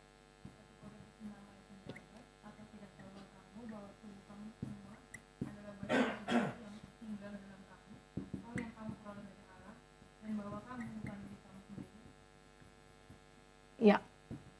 Kalau saudara lihat di sini, jelas ya. Tubuh sebagai persembahan yang hidup, kudus dan berkenan kepada Allah sebagai ibadah yang sejati. Dengan begitu berarti saudara bertanggung jawab menggunakan pikiran saudara, imajinasi saudara, hasrat-hasrat yang ada dalam diri saudara secara bertanggung jawab. Termasuk hasrat seksualitas. Jika saudara memiliki dorongan di dalam dirimu, rangsangan berdosa, saya sarankan bagi saudara, tengking dalam nama Yesus. Berdoa untuk dirimu sendiri. Berkata kepada jiwamu sendiri. Bertobat kamu, berhenti melakukan hal itu. Kadang kita bisa mengatakan kepada sesama kita, berhenti daripada kamu melakukan berdosa. Stop kamu berbuat dosa. Tapi kita jarang bilang sama diri kita, stop buat dosa. Makanya Mazmur mengajarkan saudara untuk berkata kepada jiwa. Di dalam Mazmur itu ada kalimat bahwa, hai jiwaku mengapakah engkau gundah gulana gelisah dalam diriku dan seterusnya. Itu perkataan pemazmur kepada jiwa sendiri. Maka saudara pun begitu. Kalau saudara punya dorongan-dorongan nafsu yang mulai ada dalam dirimu dan saudara secara sadar mengetahui itu, saudara perlu untuk menghentikannya sendiri. Dengan kuasa daripada Roh Kudus. Sehingga hidup kita adalah hidup yang dipersembahkan kepada Allah, berkenan kepada Allah dan digunakan sebagai senjata kebenaran, melayani kemuliaan Tuhan. Baik secara individu maupun secara komunitas, itu penting. Dan dengan kesadaran bahwa kita adalah Bait Roh Allah. Bait Roh Allah itu kan tempat kediaman Tritunggal, ruang Maha Kudusnya Allah. Kalau zaman dulu orang masuk ruang Maha Kudus itu 1 kali 1 tahun dalam hari raya pendamaian. Kalau imam besar berdosa saudara di sana, dia akan mati. Maka giring-giring yang ada di kakinya itu nggak akan berbunyi. Tapi kalau dia masih aktif, giring-giring di kakinya itu kan dia bergerak kan ya. Maka giring-giringnya itu akan bunyi tanda orang luar tahu bahwa dia masih hidup. Tapi kalau giring-giringnya nggak bunyi lagi berarti dia mati. Maka akan diseret keluar dari ruang Maha Kudus itu. Ya. Maka saudara di sini Allah memperhatikan seluruh keberadaan saudara. Bahkan hal-hal yang tersembunyi yang gak kelihatan Allah lihat itu semua. Saudara ini sesuatu yang penting. Kadang-kadang orang begitu nyaman menyembunyikan dosa dia. Tapi saudara harus ingat ini. Allah itu kudus. Suatu saat dia akan bongkar dosa saudara. Tapi kalau saudara takut akan Tuhan. Maka mulai hari ini kalau ada dorongan ke dalam diri saudara. Hentikan langsung, stopkan langsung. Berdoa Tuhan tolong jiwa saya. Ya. Ini adalah sesuatu hal yang penting. Nah ini berbeda dengan aspek biologis yang terjadi di dalam masa pubertas ya saudara. Itu lain hal ya saudara. Saudara tolong bedakan aspek pubertas yang merupakan secara biologis itu sesuatu yang merupakan pemberian Tuhan. Dengan yang namanya nafsu, dosa. Baik, itu saja yang saya boleh sampaikan kepada saudara. Kiranya hari ini kita belajar lagi tentang seksualitas. Baik dalam konsep creation, di dalam kejatuhan sampai kepada penebusan. Dan kita benar-benar mempersembahkan hidup kita bagi Tuhan. Mari kita berdoa. Bapa dalam kerajaan surga, kami datang kepada Tuhan bersyukur untuk anugerah-Mu bagi kami. Kami berdoa biarlah Roh Kristus yang menolong kami sebagai muda-mudi Kristen. Untuk kami boleh menjaga kekudusan tubuh kami. Menjaga kekudusan seksualitas kami. Sampai waktu di mana Tuhan mempertemukan kami dengan pasangan yang seiman. Untuk memasuki pernikahan kudus. Tuhan tolong jagai kami semua. Dan jika Tuhan menemukan di antara kami telah jatuh dalam dosa seksualitas. Tuhan ampuni kami, kasihani kami. Tarik kami keluar daripada dosa-dosa kami. Dan perbaharui tubuh kami. Sehingga tubuh kami boleh lagi dipakai sebagai senjata-senjata kebenaran untuk kemuliaan nama Tuhan. Terpujilah nama-Mu Bapa, dalam nama Yesus Kristus Tuhan kami berdoa. Amin. Baik saudara-saudari, apakah ada pertanyaan? Silakan. Ya, silakan. Mungkin boleh beri mic-nya.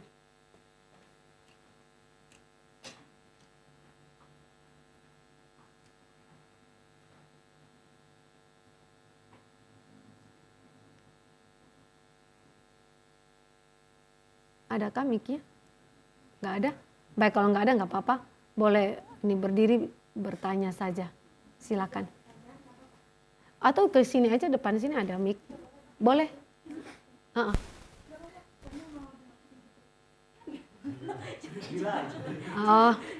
Oh ya sudah, itu ada mic di tempat. Ada sebentar.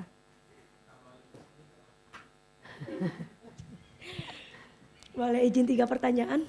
3 pertanyaan ya, oke silakan. Yang pertama, kan kata Ibu kan tadi kalau misalkan kita berhubung, kan tubuh kita ini kan bait Allah ya. Berarti kan kalau kita udah merusak kan sama aja kita menyakiti hati Tuhan dong. Ya. Nah, sebelum kita melangkah untuk sebuah hubungan pasti otomatis kita akan yang namanya nanya tentang masa lalu dari pasangan kita sebelum kita jadi seorang pasangan baik dalam pacaran maupun suami istri ya. Nah, kita tahu nih tentang masa lalunya. Dia pernah yang namanya berhubungan seks dengan mantannya. Kata Ibu kan tadi kalau di reform, kalau misalnya kita menikah nanti, itu kan kalau ceweknya udah nggak, misalnya nggak perawan lagi ya, itu kita nggak boleh pakai cadar ya. Nah, apakah laki-laki itu akan seperti itu juga, seperti perempuan? Itu yang pertanyaan pertama. Maaf ya Bu. Pertanyaan yang kedua, di Kristen itu kan menikah itu sekali seumur hidup, benar? Kecuali kalau kita menikah kembali kalau pasangan kita cerai mati, boleh dong. Nah, kalau kita cerai hidup baik masalah ekonomi atau selingkuh atau apapun itu bukan sebagai alasan kita untuk cerai, betul? Tidak betul sepenuhnya. Ya betul, oke siap. Nah maaf ya Bu. Nah terus tiba-tiba dia pingin menikah kembali dengan pasangan yang sebelumnya juga atau menikah lagi dengan pasangan yang baru. Apakah itu misalkan ada gereja nih yang menikahkan mereka kembali, apakah itu melanggar hukumnya Tuhan? Maksudnya kan kalau kita menikah lagi kan itu sama hitungannya berzina ya Bu ya. Kalau misalnya kita cerai hidup atau salah. Cerai hidupnya tergantung alasannya apa dulu. Kalau misalnya tadi karena perselingkuhan atau karena ekonomi segala macam. Ya, nanti saya kategorikan ya. Oke siap. Nah terus yang ketiga, eh sekarang kan kita itu kan untuk merusak tubuh kita itu kan tidak hanya untuk berhubungan seks saja ya Bu ya. Kita mengizinkan aja memegang daerah kita yang sensitif, baik cowok ke cewek, cewek maupun ke cowok. Daerah sensitif maksudnya kayak megang payudara atau apa gitu kan. Oh. Nah, apakah itu juga nanti saat pernikahan itu akan tetap masih sah di hadapan Tuhan atau gimana gitu Bu? Ini apa ya, kita pakai istilah apa ya? Bukan verbal abuse tapi physical abuse mungkin ya. Sudah sampai ke titik, tapi kalau kita pakai abuse itu cenderung untuk kita sebut sebagai suatu keterpaksaan. Tapi ini suka sama suka kan ya? Melakukannya suka sama suka? Bukan, karena ini sebagai contoh cerita ya, cerita dari teman. Karena si cowoknya ini menyuruh, saya nggak perlu nyebut namanya, menyuruh si ini untuk megang, sedangkan si cewek ini udah melarang si cowoknya. Jadi kayak ada nafsu dari si cowoknya aja, tapi padahal si ceweknya berarti udah, ini kategorinya dia dipaksa, physical abuse dong ya? Iya. Kategorinya abuse dong. Apakah itu nanti misalkan nih mereka menjalin juga hubungan waktu pernikahan nanti, apakah itu sah atau tidaknya gitu Bu, maksudnya. Apakah itu melanggar atau gimana? Kalau melanggar pasti melanggar kan ya Bu, maksudnya kalau dalam gereja apakah itu? Maksudnya dia akan melangkah ke pernikahan dengan konteks itu maksudnya? Ya, seperti itu. Silakan duduk kembali. Ya. Ya, kalau laki-laki tidak suci, nggak perjaka lagi. Perempuan nggak perawan, konsekuensinya nggak pakai cadar. Langsung ketahuan. Ya kan? Kalau laki-laki nggak perjaka gimana? Kan dia nggak mungkin, cadar kan nggak perlu kan ya? Emang dia nggak pakai cadar? Konsekuensinya saudara, walaupun dia nggak pakai cadar, ya laki-laki kan pasti nggak pakai cadar kan karena dia hanya pakai jas. Dia nggak boleh diberkati di ruang ibadah umum, ibadah ini gereja. Dia di luar. Begitu. Konsekuensinya begitu. Dengan begitu, waktu perempuannya pakai cadar, tetapi misalnya dia tetap ada di luar sana, saudara. Ya, itu sesuatu yang tanda tanya toh. Kenapa enggak di dalam gedung gereja? Hari ini ada tren ya, orang kalau mau nikah tuh di hotel sana, di taman, ya, nggak perlu di gedung gereja. Saudara tahu filosofi GRI ya? Pemberkatan nikah yang sah dan dalam konteks kesucian, kekudusan di gereja. Kalau saudara di luar gedung gereja, berarti sudah terjadi sesuatu bagi saudara. Jelas ya? Nah maka itu yang terjadi, clear ya? Tetap ada yang namanya konsekuensi yang harus dipikul, begitu, oleh kedua pasangan tersebut, begitu. Ya, mungkin saja si perempuan juga ikut tidak memakai cadar karena si laki-laki demikian. Begitu. Kemungkinan begitu. Tapi misalnya pun kalaupun perempuannya dipakein cadar tapi tidak diberkati di dalam konteks gereja, memang ada semacam satu hal yang akan kurang ada pembedaan dengan mereka yang di luar sana. Toh perempuan pakai cadar nggak pakai cadar nggak ada masalah. Begitu kan ya. Itu suatu tren yang sampai hari ini kayak begitu. Tapi kita harus ada pembedaan. Nah, sampai sejauh ini memang prinsipnya yang ditekankan adalah kalau perempuan tidak perawan lagi, masuk dalam pernikahan kudus, itu tidak boleh pakai cadar, tidak dilangsungkan di dalam gereja. Laki-laki tidak perjaka lagi, juga tidak diberkati di dalam gereja, tapi di luar gereja. Jelas ya saudara? Tapi andai kata nih, dalam pelayanan konseling, orangnya bertobat. Salah satu kasus yang Pendeta Ben pernah cerita ya. Jadi ini sudah memang hubungan seksualitas tidak kudus lagi. Lalu konsekuensinya Pendeta Ben bicara di depan. Berarti perempuan tidak boleh pakai cadar. Begitu. Nggak boleh. Sudah dikasih tahu sekian konsekuensinya. Kalau mau diberkati diberkati oleh hamba Tuhan GRI harus ikut konsekuensinya karena kalian berdosa dan seterusnya sudah dilakukan konseling sekian kali. Wah, mereka kekeh begitu. Mereka tahu mereka salah sih, tapi mereka nggak siap terima konsekuensi itu. Begitu. Pendeta Ben bilang, ya kalau tidak mau terima, sudah tidak usah diberkati. Begitu. Wah, mereka pulang, mereka bergumul. Itu sampai dikasih waktu sekian minggu untuk mereka berdoa bergumul sama Tuhan. Setelah mereka berdoa bergumul, dua-duanya sungguh-sungguh disadarkan Tuhan. Dan dua-duanya mengaku dosa di hadapan Tuhan. Dan dalam pertemuan yang ditentukan, kemudian ketemu sama Pendeta Ben bilang sudah siap konsekuensinya, terima konsekuensi. Mereka berdua jawab, kami siap. Lalu Pendeta Ben tanya, kenapa siap? Mereka jelaskan bagaimana mereka masing-masing bergumul di hadapan Tuhan dan mereka berdoa, minta belas kasih Tuhan ampuni mereka. Dan kalau mereka harus menerima konsekuensi itu, biar Tuhan juga kuatkan mereka untuk menerima konsekuensi itu sebagai akibat dosa mereka. Mereka mau tanggung itu. Waktu Pendeta Ben dengar itu, tahu nggak Pendeta Ben putuskan apa? Pakai cadar. Itu satu hal yang disebut dengan pengampunan. Begitu. Kadang ada hal yang dimana saudara nggak bisa bertobat, bohong-bohong sih. Tapi benar-benar dengan kerendahan hati dari dalam, sadar diri dosa dan seterusnya. Begitu. Jelas ya? Yang kedua, perceraian. Kalau tadi saya katakan perceraian karena zina, ini sah.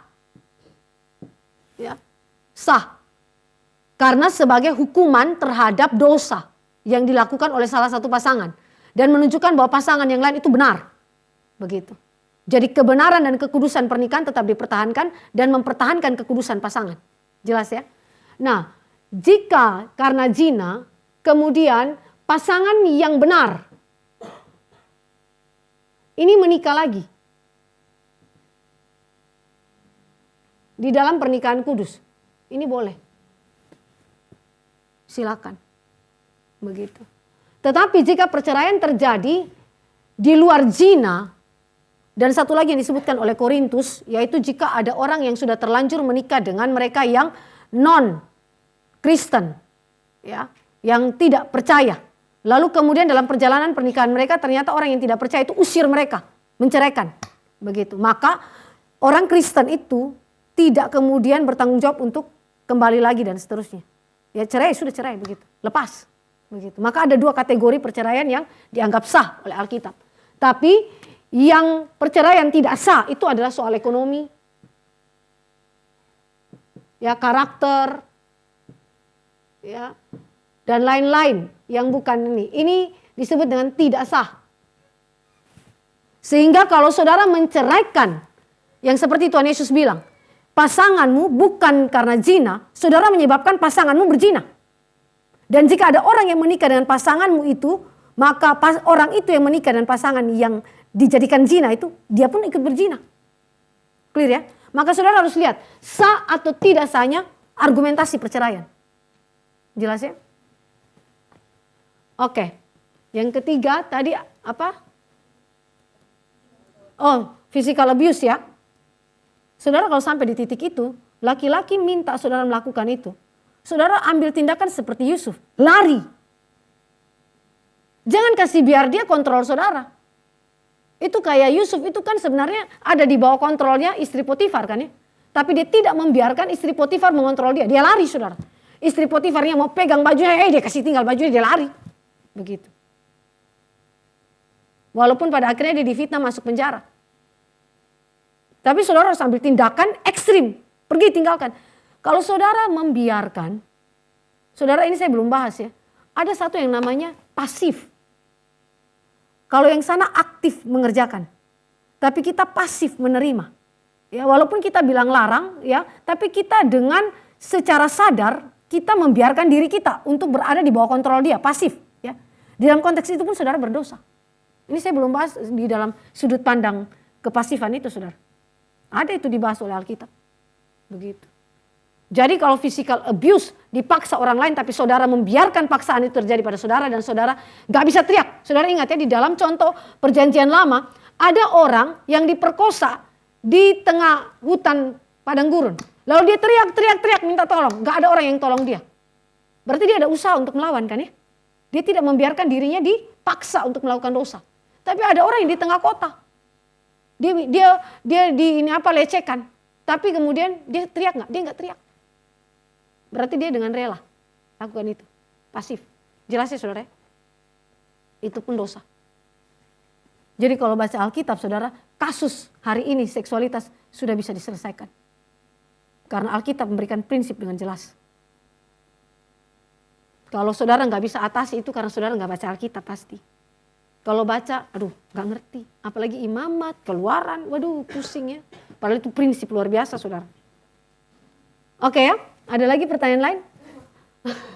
Ya, sanggahan lebih dahulu baru yang ini. Gimana? Sebentar ada mic-nya. Maaf ya Bu. Misalkan dia disuruh pisah sama keluarganya karena sebenarnya si keluarga ini calon mertuanya ini nggak setuju sebenarnya kalau menantunya seperti dia ini gitu kan. Sudah berjalan disuruh cerai, cerailah mereka. Karena ketidaksetujuan mertua. Mertua. Ada juga mereka udah setuju segala macam, ternyata pertengkaran itu Hebat. Ya karena perselingkuhan dan segala macam kan tadi udah dibahas ya. Nah, tapi karena dia kurang puas dalam Hal seksualitas. ya itu kan juga udah dibahas juga tadi. Nah, apakah nanti misalkan nih mereka menikah lagi, itu pun juga akan sah atau tidak sah? Gitu aja sih. Mereka menikah lagi itu dengan pasangan yang sama. Pasangan baru lagi tapi dengan konflik kayak seperti itu gitu. Sabar, ini berarti ada 2 kali pernikahan ya? Ya. Pernikahan pertama, yang minta cerai ini mertua. Pertama mertua, karena dia nggak suka dengan menantunya. Oke. Akhirnya si suami menceraikan istrinya. Oke, jadi ini berarti kasusnya argumentasi perceraian karena Orang tua. mertua tidak suka. Ya, Dislike ya. ya. Oke, kasus kedua, pernikahan Kasus kedua. Ini saudara nih siap-siap mau nikah semua ya. Tanyanya tentang pernikahan, saya kira mau tanya tentang pacaran. Ya. Apa ya pertanyaan kedua? Yang kedua karena apa? Perselingkuhan. Iya karena nggak puas. Tidak puas dalam seks ya. Ya, betul. Tidak puas dalam pemenuhan seks ya. Iya betul. Pemenuhan Seks terus kemudian. seks di antara laki-laki suami istri gitu. Iya betul. Ini suami istri ya. Ya benar Bu. Mereka yang tidak puas dengan pemenuhan seks di antara mereka. Iya terus menikah kembali dengan pasangan yang ketemulah sefrekuensi ya. Apakah itu sah atau enggak gitu maksudnya. Oh, I see. Hah? Oke. Terima kasih. Saudara sudah tahu kan apa argumentasi sah dan tidak sah. Sekarang saudara kategorikan. Jangan saya yang kategorikan. Coba saudara kategorikan. Ini masuk di dalam perceraian sah, baik pernikahan 1, pernikahan 2, atau perceraian tidak sah? Tidak sah. Dengan 2 argumentasi ini tidak sah. Begitu. Harusnya kalau tidak puas dalam pemenuhan seks, dua-duanya. Misalnya cari konselor Kristen dan seterusnya. Atau misalnya di dalam hal medikal ada yang perbaikan dan seterusnya. Kan bisa diusahakan. Ya. Jadi dengan cara ini saudara ini tidak sah. Tidak boleh lagi ya. Jadi nggak ada alasan ya saudara. Karena kalau kayak begini misalnya istri atau suami stroke. Dia nggak bisa penuhi seksualitas. Terus gimana dong? Ya kan? Masa dengan alasan itu saudara boleh berselingkuh? Bukankah di dalam perjanjian pernikahan itu sampai maut memisahkan sakit ataupun sehat, ya kan? Miskin atau kaya, ya kan? Ya. Oke ya, jelas ya? Next. Ya, Bu, kalau dari saya paling tidak jauh dari pertanyaan kakak yang sebelumnya, cuma ingin diperjelas lagi. Saya ingin menanyakan 2 pertanyaan dari yang seks dari perspektif Alkitab. Poin pertama yang penciptaan, dari yang tentang tadi dibahas relasi yang bersifat organik. Itu tadi Ibu bilang bahwa berhubungan seks di luar pernikahan itu menghancurkan relasi yang organik. Makanya di Reform kita tidak boleh menikah di gereja dan menggunakan cadar bagi yang perempuan. Bagi yang sudah perempuan yang tidak, perempuan atau laki-laki sama aja sih. Ya, yang artinya yang sudah jatuh dalam dosa seks. Nah, pertanyaan yang pertama itu bagaimana dengan perempuan-perempuan yang sudah berusaha menjaga kekudusan hidupnya tetapi mengalami contohnya pemerkosaan, apakah mereka sudah tidak bisa memiliki kesempatan untuk menikah dan menjalankan mandat budaya karena relasi yang sudah tidak bersifat organik, dan bagaimana kita sebagai orang Kristen menyikapi hal ini jika terjadi di keluarga atau saudara atau orang yang kita kenal. Kemudian pertanyaan kedua, jika pasangan yang sudah menikah, kemudian salah satunya meninggal, contohnya suaminya meninggal, kemudian tidak lama sang istri menikah kembali dan berhubungan seks untuk memiliki keturunan, apakah relasi intim dari pasangan yang baru ini masih bisa dikatakan relasi yang organik atau tidak? Yang kedua tuh apa? Contohnya jika ada suami istri yang sudah menikah, mereka dalam pernikahan yang kudus, terus salah satu contohnya suaminya meninggal, kemudian tidak lama sang istri memilih untuk menikah lagi dengan pasangan yang juga hidup kudus, tapi mereka memutuskan untuk melakukan hubungan seks yang sama di dalam pernikahan, apakah itu masih termasuk dalam hubungan relasi yang organik atau tidak? Oke, baik. Kalau saudara di dalam hal memperkosa ya,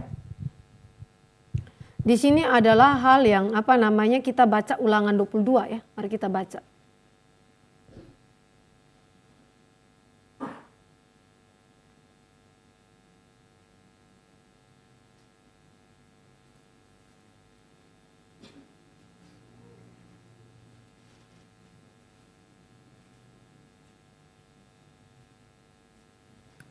Ulangan 22 ayat 23 sampai dengan ayat yang ke 27 ya. Ulangan 22 ayat 23 sampai 27 kita baca secara bergantian ya. Saya lebih dahulu. Apabila ada seorang gadis yang masih perawan dan yang sudah bertunangan, jika seorang laki-laki bertemu dengan dia di kota dan tidur dengan dia,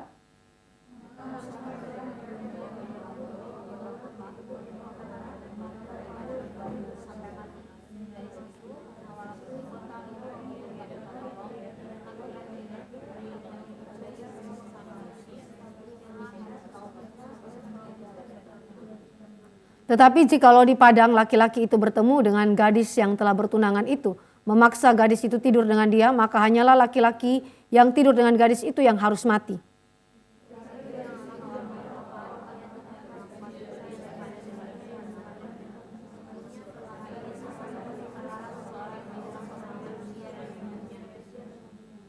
Sebab laki-laki itu bertemu dengan dia di padang, walaupun gadis yang bertunangan itu berteriak-teriak tetapi tidak ada yang datang menolongnya. Jelas ya? Berarti orang yang memperkosa menurut teks ini, kalau dari hukuman Taurat saudara, dihukum mati. Begitu. Apalagi kalau gadis itu sudah bertunangan. Karena tunangan di dalam konteks Alkitab itu dilihat seperti suami istri. Walaupun belum dalam hubungan seksualitas ya, belum ada upacara pernikahan, tapi ikatannya cukup kuat. Begitu. Jadi itu dia menyerang secara organik tubuh orang itu. Dia mengambil apa yang bukan haknya dia. Begitu, dia merampas itu. Ya, gadis itu mencoba untuk berteriak-teriak tapi nggak dapat pertolongan. Maka jika kita punya keluarga yang mengalami hal demikian, kuatkan dia dengan firman ini. Begitu. Karena dia punya hak untuk kemudian membina satu relasi yang organik yang ada dalam pernikahan kudus dengan laki-laki yang seiman. Jelas ya? Yang juga jaga kekudusan hidup. Gitu ya, clear ya. Lalu yang kedua minta pernyataan ya. Ya sudah dinyatakan tadi kan ya. Oke begitu. Oke, clear ya? Ya. Ada lagi pertanyaan yang lain? Ya, silakan Giselle.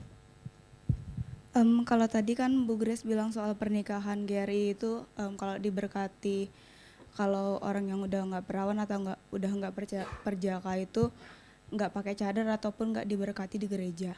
Nah, berarti sebelum menikah hamba Tuhan yang akan memberkati pernikahan itu akan mempertanyakan itu mereka sampai kepada titik hubungan seksualitas. Bahkan kalian jangankan awam ya, kami yang hamba Tuhan yang mau menikah ya saudara ya.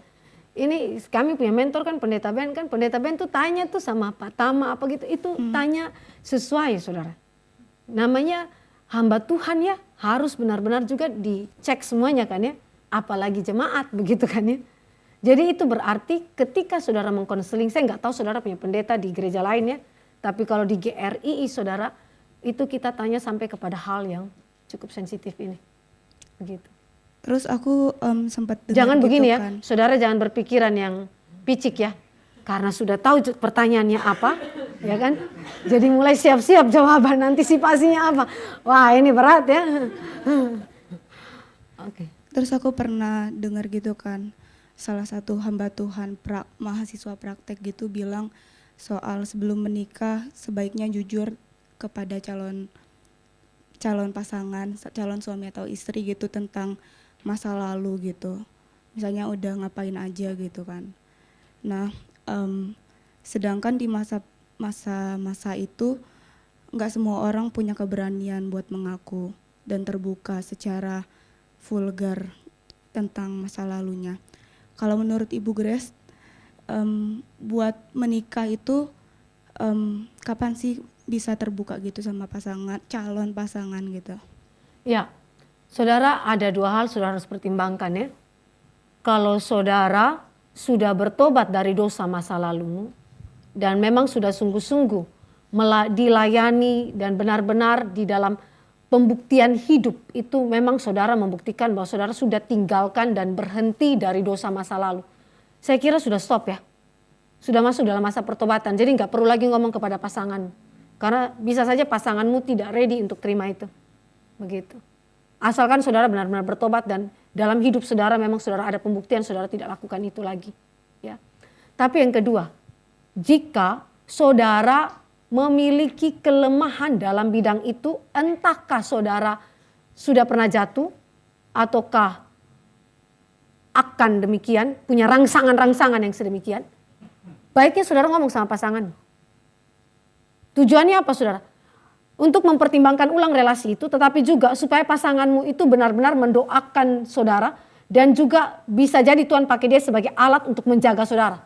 Saling menjaga, karena bisa saja dari kebiasaannya dia yang berdosa atau kelemahannya dia bisa menjatuhkan pasangannya. Begitu. Maka saudara perlu jujur, begitu. Ya, perlu jujur supaya benar-benar selama sebelum menikah, disitulah saudara bergumul. Lanjut ke pernikahan atau stop benar-benar. Ini kasus yang kami pernah hadapi ya. Itu sudah mau masuk pertunangan, ketahuan si calonnya itu seks online itu loh. Saudara tahu kan seks online kalau orang ada linknya terus kemudian buka lalu ada perempuan begitu ya. Kita kasih perintah ke dia bagian mana yang harus dibuka apa segala macam, itu yang namanya seks online ya. Dan itu dia tidak mengaku sama calon tunangannya ini. Sampai calon tunangannya itu tidak sengaja menemukannya di HP ini calonnya itu, cowoknya itu. Ya. Lalu ditanya ke dia, barulah dia secara terpaksa mengaku. Ya. Mengerikan ya. Nah, masalahnya si perempuan ini saking baik hatinya mengampuni. Sudah begitu nggak lama dari situ, sekian waktu kemudian masih dalam persiapan akan masuk ke pertunangan. Tidak secara sengaja si laki-laki ini mau datang untuk ketemu calonnya tuh di Jakarta. Tahu-tahu dia singgah ke rumah bordir. Kalau yang tadi secara virtual, sekarang fisik. Saudara. Dan itu ketahuannya juga Tuhan yang buka. Ya. Bukan karena dia mengaku sendiri. Begitu. Ketika dia akan memasuki pertunangan, saya dan Pak Tama katakan, stop, jangan masuk lagi pertunangan, hentikan. Dia bilang gimana Bu, ini adat sudah diurus. Lalu undangan sudah, saya bilang tarik kembali, hentikan. Jangan takut, hentikan. Tapi itu ya, budaya malunya itu loh. Kadang-kadang supaya tidak rasa malu akhirnya tetap dipertahankan. Begitu masuk pernikahan 2 bulan digebukin. Saya kasih peringatan buat saudara, supaya jangan sembarangan. Ya. Kalau sudah dapat indikasinya selama waktu pacaran, hentikan lebih cepat. Ya. Jangan masuk dalam pernikahan. Karena kalau saudara masuk pernikahan, sudah susah. Nggak bisa mundur. Ya. Jelas ya saudara ya? Baik, saya kira cukup ya. Kita close ya. Ini sudah jam 7, ini saudara ini memang keterlaluan ya. Ini terpanjang ini. Mari kita tepuk tangan dulu untuk semua kita ya.